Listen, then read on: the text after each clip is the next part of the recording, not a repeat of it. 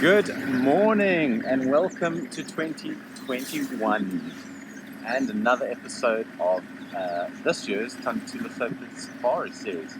I trust that you all had a good New Year, even if you couldn't go out till 12 o'clock, even if you couldn't spend it with friends and family, even if it felt like just another night. You can only hope that the ripping off the last page of 2020's calendar is going to bring some good things to this year. What we will carry on bringing you, though, are these episodes of Surfer Safari. So we're going to be heading out today to see what we can find. It is a warm but cloudy day. Still a lot of humidity around, but getting a slightly later start to this morning's episode. But we'll go and see what the bush has to offer. So come along for the ride. Kicking off slowly with some baby impalas. Look how cute these guys are, and look how big they're getting. Already formed these nursery groups that we've mentioned. So look at the one on the bottom right, much bigger than some of the ones to the left. This guy in the middle now is also relatively small compared to the others, but they do this. They kind of hang around together with the babies. Moms go off and rest and ruminate and graze on the other side, and then when it's milk time, they will come to mom, or moms will come and call them, and they will run straight to their mommies. Although they don't call them mommies, they just go bah. Still have one or two pregnant ewes in this group, like that one there through the bush. The babies are going to be very late. So yesterday morning saw a female that had a baby only a couple of days old. As we mentioned before, these late ones are quite disadvantaged, just being so much smaller than these other ones that are now, most of them around a month old. Just not as quick, haven't got the stamina, and they get targeted much more readily by the predators.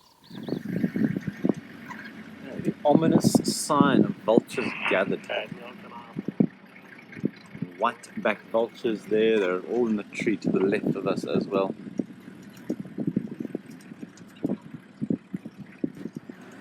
We were here yesterday and the guys couldn't find out what it was, but they came again this morning and they managed to locate on the carcass. So let us go and have a look and see what's going on. So here we have another giraffe kill, and the river pride yet again are the party responsible for it. This time it would have been the girls. Well, mind you, the boys were with them, they could have helped. But apparently all members of the pride are here, looking very well fed. This is not a fresh kill, this has been here for a couple of days. Probably our vultures picked up on it yesterday, and we picked up on it today. So it's looking pretty miff and rank at the moment, but hey, doesn't seem to be bothering them. They're having a feast this Christmas. Yeah, becoming more and more impressive as time goes by, these narus. You can see the limping males moving around at the back, still struggling.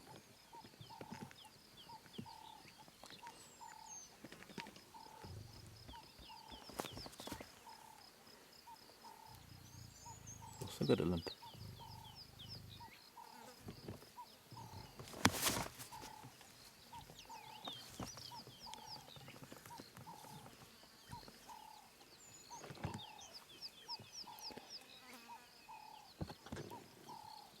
Lemon Grim is just analysing her readiness to mate. Oh, there is mating going on behind the bush.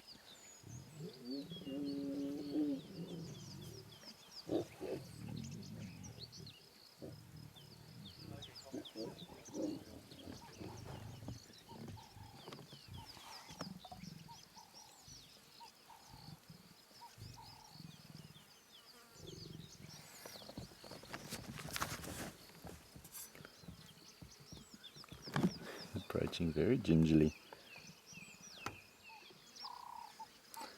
No, I don't see the little cub. Well, little cub, the big cub now. That is the mom. And I don't see the mom of the new cubs. or the others. So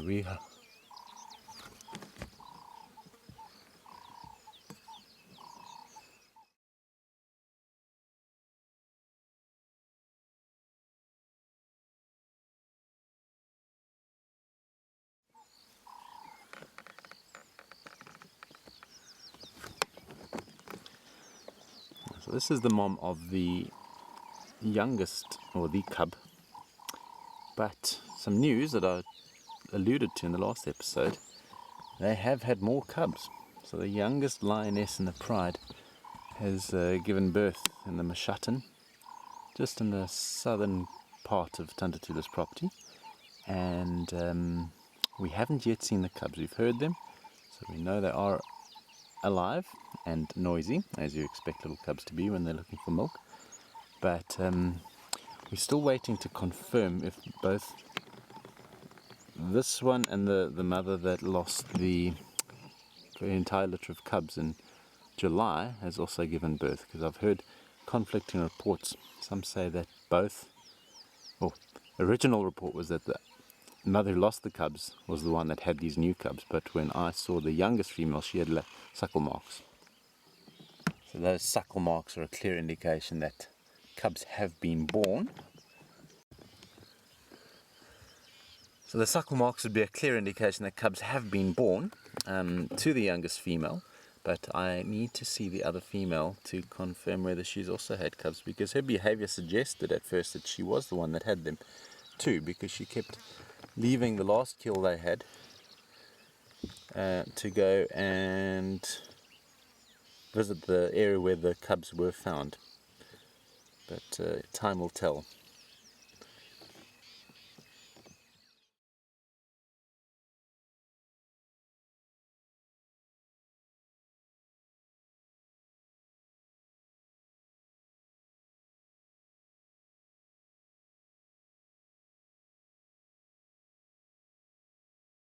Okay, so these lions have got up to come lie here with the others where I'm parked.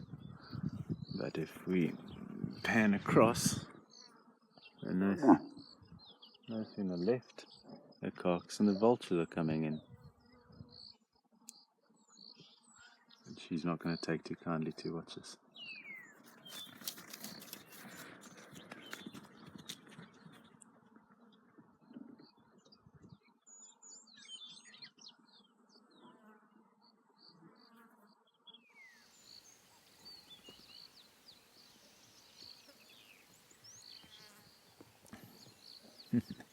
That's the most sensible thing, to sleep by the carcass. It's going to stop the vultures from coming in. One of the males is getting up too. But yeah, just very interesting how this one Naru is following her around, which suggests that she's releasing something that's attracting him. In the thickets, it's very terrible quality, but is the little youngster just behind the cub. Oh, behind the cub, behind the male. Tails lashing at the flies. That one male's not having any of it. He's getting bitten. He's like, bugger this. He's moved off. Enormous bellies, uncomfortable bellies, as we were all probably feeling last week after a Christmas feast. But what I wanted to see was those teats. And this is the, what we refer to as the darker female, the brown female. Definitely a shade darker than the others. And she is not lactating, which proves that only the youngest female, the youngest lioness, has had cubs. And there was just a bit of mistaken information being passed on to begin with. And there is the youngster.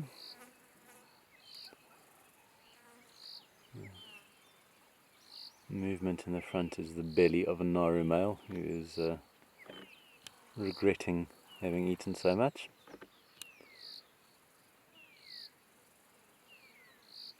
And she's doing very well. This time next year, if all goes according to plan, she will start being an integral part of this pride. A little huntress by then, but it's going to be quite a learning curve over the next few months as she starts moving from kind of cub age to sub-adult age, and starts participating in the hunts, although her eagerness is no doubt going to, in the beginning at least, mess up many more than it's going to contribute towards.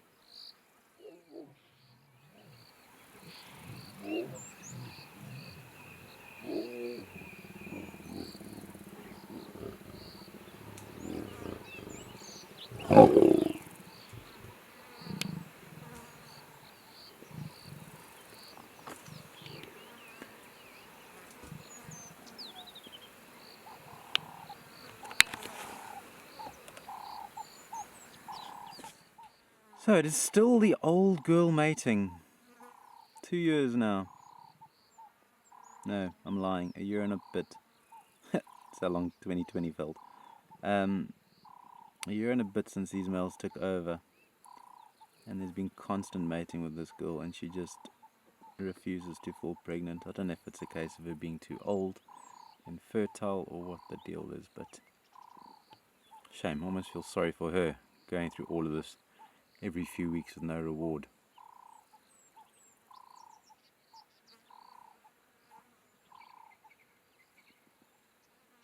You can see his limp getting a little worse again.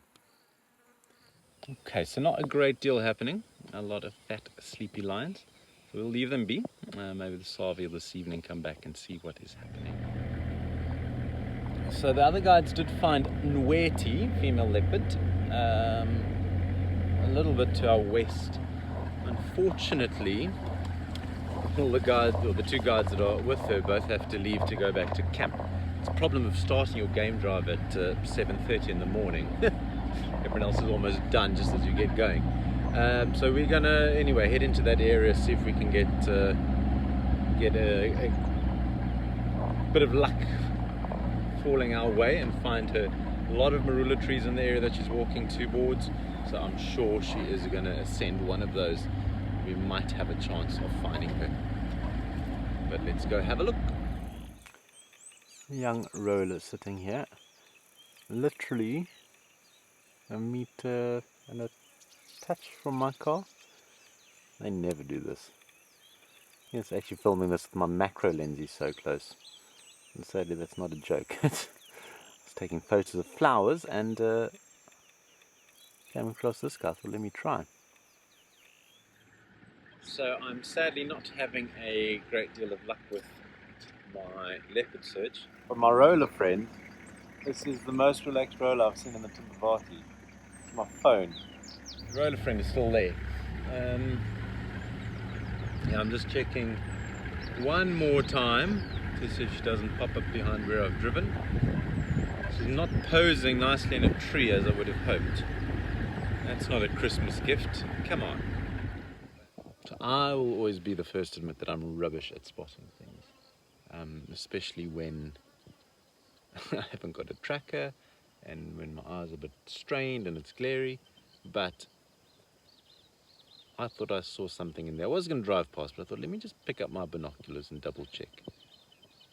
Are those little paws sticking out from the branch or not? And this is what I saw.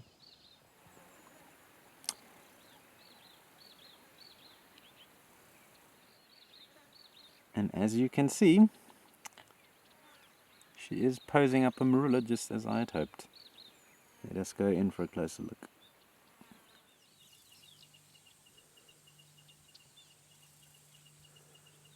And here we have it. I managed to actually relocate a leopard. Hallelujah.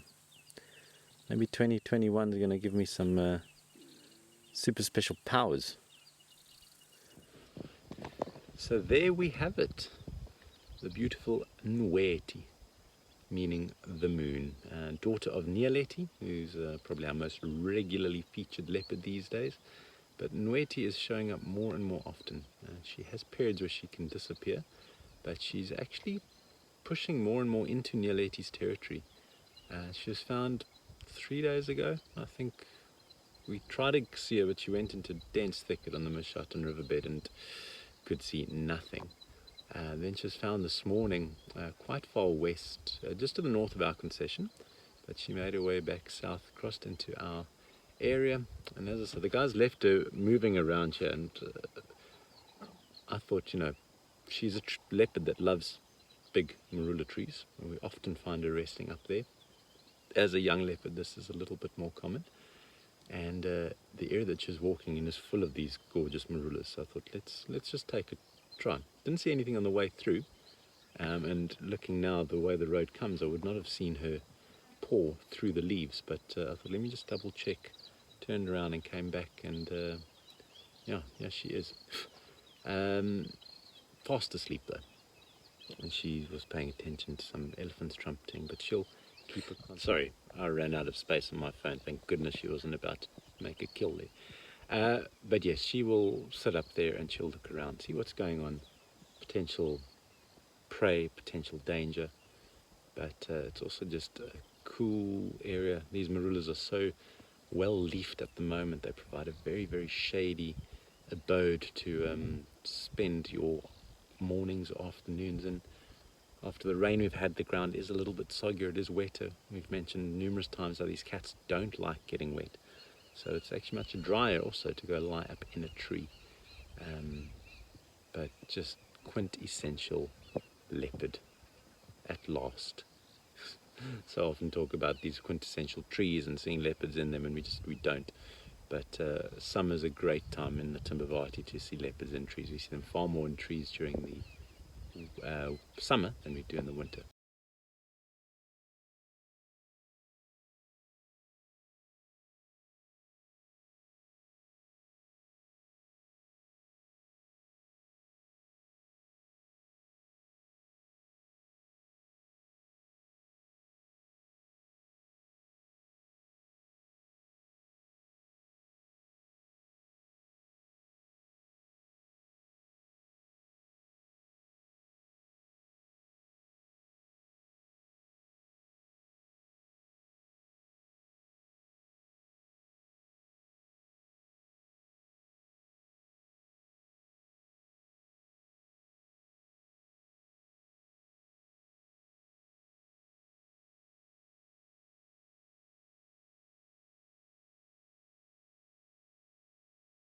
Nice to catch up with the River Pride and Nweti, but we'll come out again this afternoon, see what else the day has to offer. Always nice to arrive back from drive and find some elephants in front of camp, or in front of my house I should say. Having a play with some vegetation, and then there's the herd in the thickets in the back. So what a beautiful lush green paradise we have at the moment. Absolutely love this time of year, and I absolutely love your Christmas decorations on your heads there.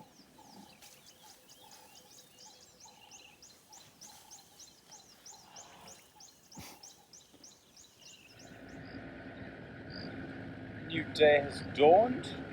Well, still trying to dawn in a lot of clouds once again, but going to go look for a bird now.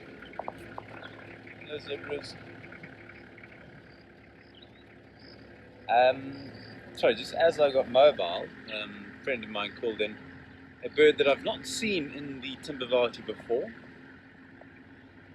We were photographing the lilac-breasted roller yesterday, but now we are looking for a broad-billed roller. A couple of years ago there was one in Tanda Tula Safari Camp sitting on the pathway. I was just sending me like frame-filling photos from my iPhone. But yeah, I've seen them up in northern Kruger and that's it. So we're going to just go sit where it was seen about 5 minutes ago. Fingers crossed. So I'm not a birder by any stretch of the imagination. But I do get excited when there are rarities around. I've been in this area for about 20 minutes now just listening, hoping to hear the very nasally and unpleasant call of this broad-billed roller. It reminds me a bit of almost a year ago, beginning of 2020, when a golden pipit arrived in the northern Timbavati, and With the same friend that saw this, we managed to get permission to go up to the northern sections of the reserve and go look for this thing. And like, spent honestly about 2.5 hours just driving around in circles looking for a tiny yellow bird. And I was like, they're birds, they fly out, what are our chances? And honestly, as we were about to leave, looked up at the top of the one tree and this yellow bird was flying around.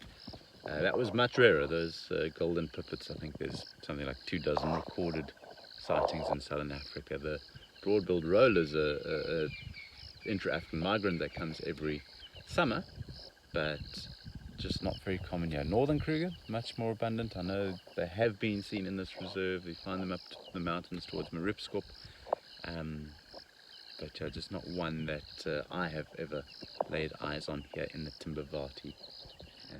Oh, alas, there was no broad-billed roller to be seen, but let's not harp on about that. Let's see what else we can find. And actually go back towards those lions, see what's happening at their carcass now. Spotting eyes on. Second drive in a row. I've spotted a leopard. Yay me. Sprawled out on the branches of that marula tree. A much easier spot than yesterday. But it looks like Nweti, we're back in the same area. So we'll go in and have a look.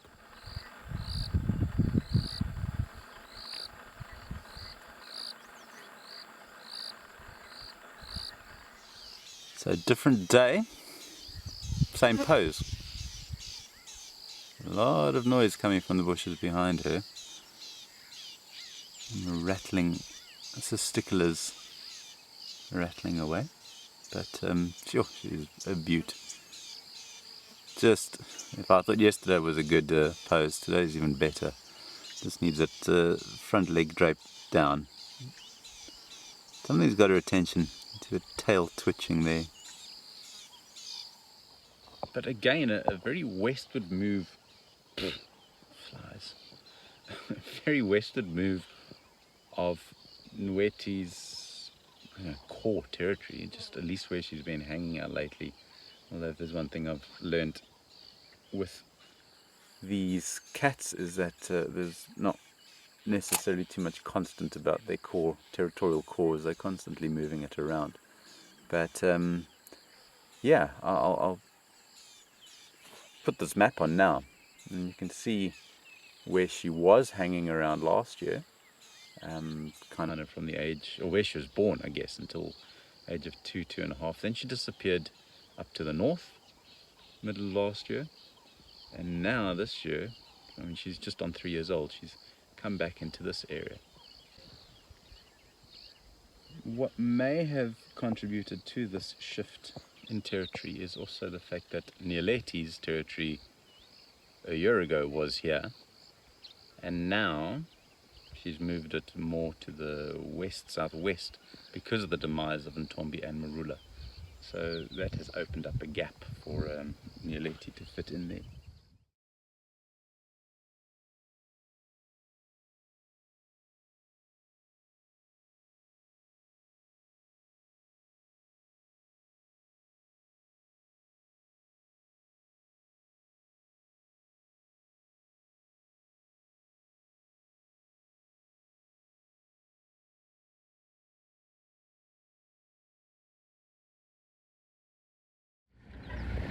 So left that Nweti sighting to give the other guys a go, and of course, as I did, she jumped out the tree. But you know, moving through the bush even further west, which is very, very interesting. But there's a bit going on in the east. We've got the lions. They've also found some wild dogs at Mashatten Dam, so we're going to go see if we can collect some of those for our video. It's interesting now. It's different from most of our previous safaris where we had the run of the reserve to ourselves. We could spend as much time as we wanted with the animals. We now pleasingly have to share it with people because around this Christmas New Year period it's actually got quite a lot busier on a vehicle perspective, and that means busier for business. So it's good news for the camps here. We really need this. So yeah, it does mean that we can't just, especially if I haven't got any of you sitting in the back there, I can't take preference in any sightings. So we find the animals and then pass it on to the guides and their guests to enjoy. But let's see if we can get ourselves into sightings of those lions and wild dogs. Okay. They lost the dogs, but they've just found them now, not far from where we are. So I think we're going to pop in quickly. Just killed something, a scrub here, I think.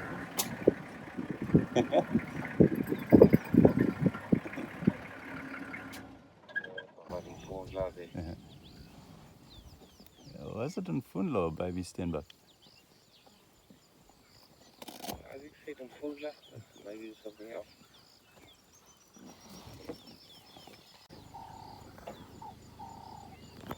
Yeah, not sure. It looked a bit tawny, whatever they caught, but they were literally, I'm going to update the guys on Safari Open channel. literally standing there, and then they all jumped on a scrub hare or a baby Steenbok, I'm not sure. It was over very quickly.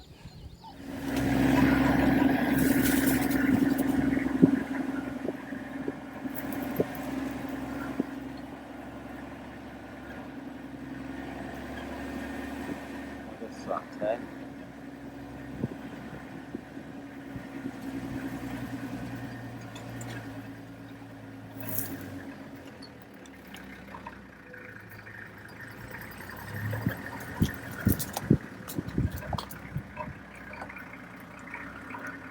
Another one of the broken leg. Or is that the same one? No, it's the same one, sorry. So the same pack of 13 who featured in our previous episode. Also got some elephants up ahead, which will be interesting. Some didn't law, we're just in front of these McCullen now. Krista.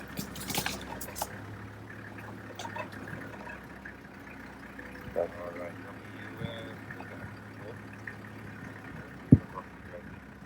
Yeah, heading kind of straight north on the western side of the road.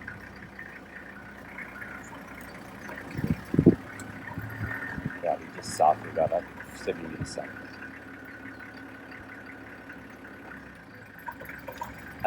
Sorry guys, having to direct the other guides in.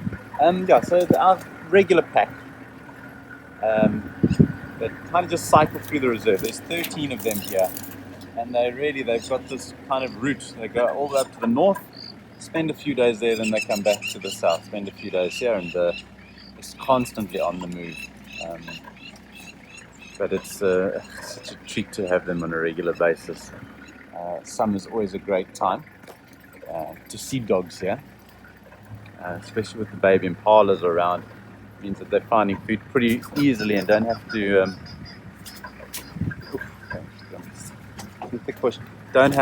move terribly far to get it. There's our elephants over there.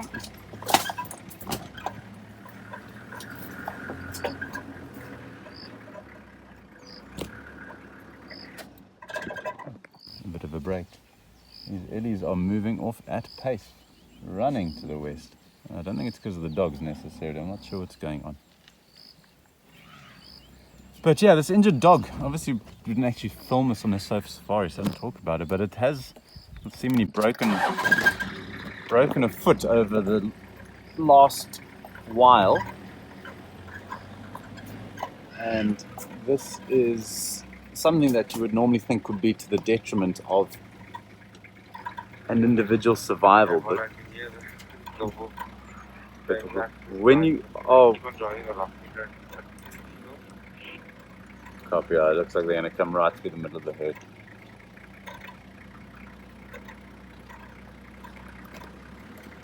Oh, sorry guys, trying to multitask here. Radio, film, talk, drive. Ooh.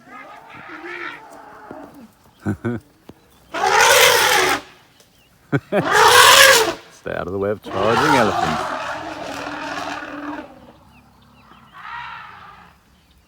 There we go. Just listen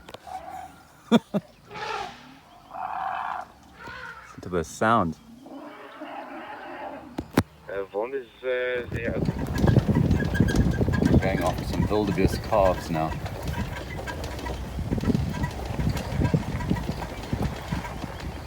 They are going for these Concordia.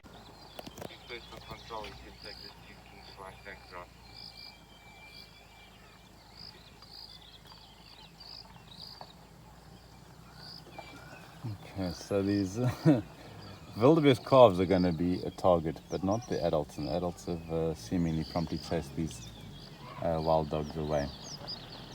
kept the calves safe.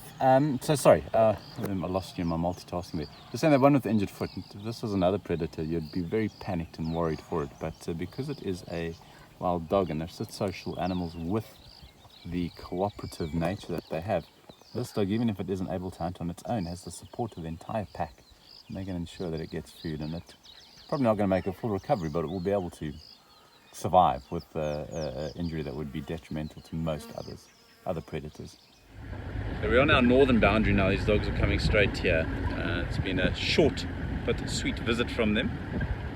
They are going to be heading back to the north. I think the problem was they ran into those lions, and they don't like lions. We've mentioned this before. So I think what they've done is sensed these lions and saw them, growled at them, barked at them. That's how they found them.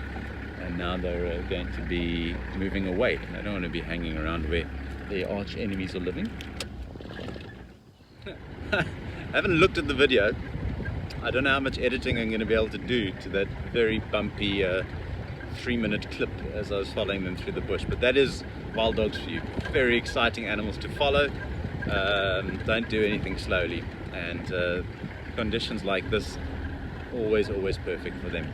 But yes, I did see them crossing over now to the north, so we have to wait a few days until they return. But let's now go see if we can find what's happening with our lions. Okay, the lions are fast asleep, I believe. Kill's finished. I'm not going to head in there yet. Just want to try it. And another surprise popping up a little further south. I'm going to see if we can make it there.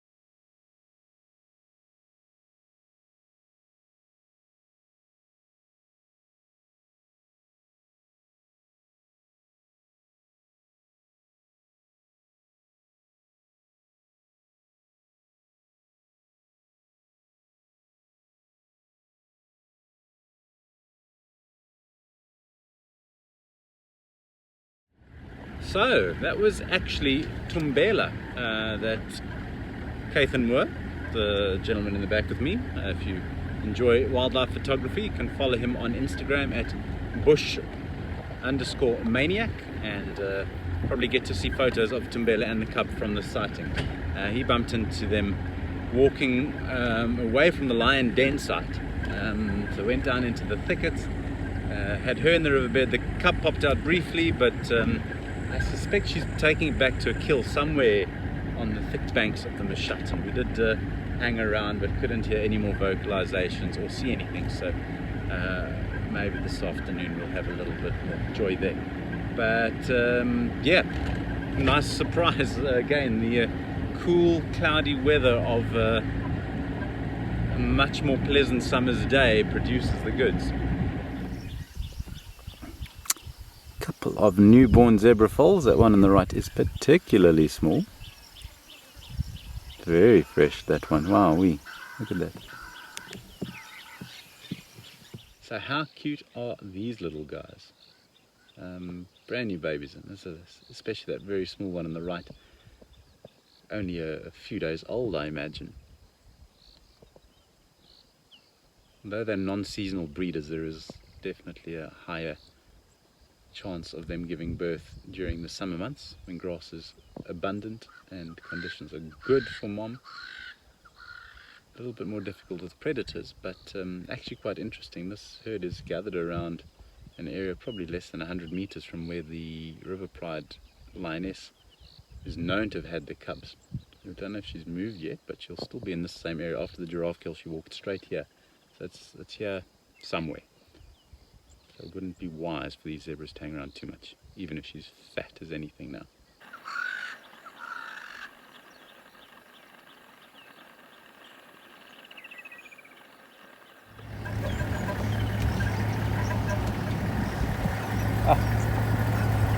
Said it before, say it again, I love this time of year.